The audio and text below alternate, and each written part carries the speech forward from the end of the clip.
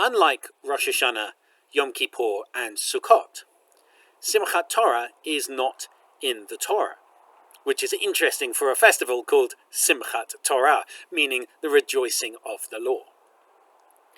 The custom of Simchat Torah comes from around the 10th century, and it is a celebration of Torah reading.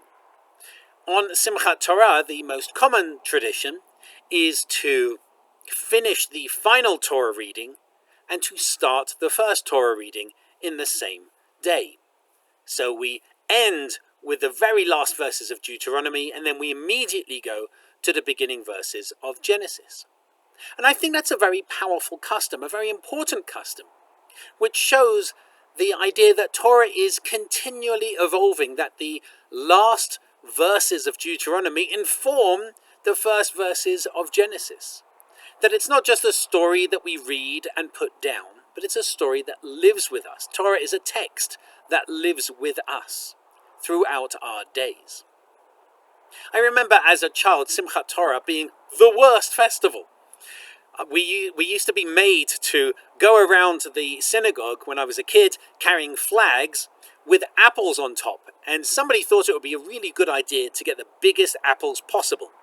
And so all of these kids would be walking around the temple literally dragging these flags adorned with apples around them on the carpet. And it was a terrible celebration. It wasn't joyous at all until somebody came up with the clever idea of adding candy. Hey kids, for each hakafah you do joyfully, you get sugar. And so suddenly the kids in my community loved the festival. We actually have some really exciting things planned for Simchat Torah, and we do hope that you'll join us this Sunday evening. Also, we match the joy of Simchat Torah with the sorrow of loss. At the end of the festival, on Monday evening, we have Yizkor. And we just had a Yizkor service, a memorial service, on Yom Kippur, so why do we have another one? Well, we have a Yizkor service at the end of the 3 pilgrim festivals, and Simchat Torah marks the end of Sukkot. And so we gather together, especially at the end of this entire High Holy Day season, to particularly remember those who have died not just at this season in years past, but also those who have died in recent years.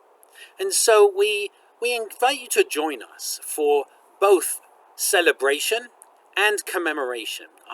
We have, especially tonight, I really encourage you to come and join us for our early family service in the sukkah, complete with picnic and exciting celebrations. We really hope that you'll join us for celebrating Sukkot, which is known as Chag, the festival in Talmud, because it's such a celebration. It's the most joyous of all festivals. So we invite you to join us for that this evening, as well as for our Simchat Torah celebration on Sunday evening, as well as for our commemoration of Yizkor on Monday evening as well. We hold with us joy and sorrow. We hold with us the extremes of celebration and commemoration as we really draw to an end this long, protracted, powerful festival cycle that we have just experienced. So I hope to see you this evening at our picnic in the sukkah and our Shabbat service, our Kabbalah Shabbat service. And I hope to see you for Simchat Torah and also for Yizkor. And I wish you Shabbat Shalom.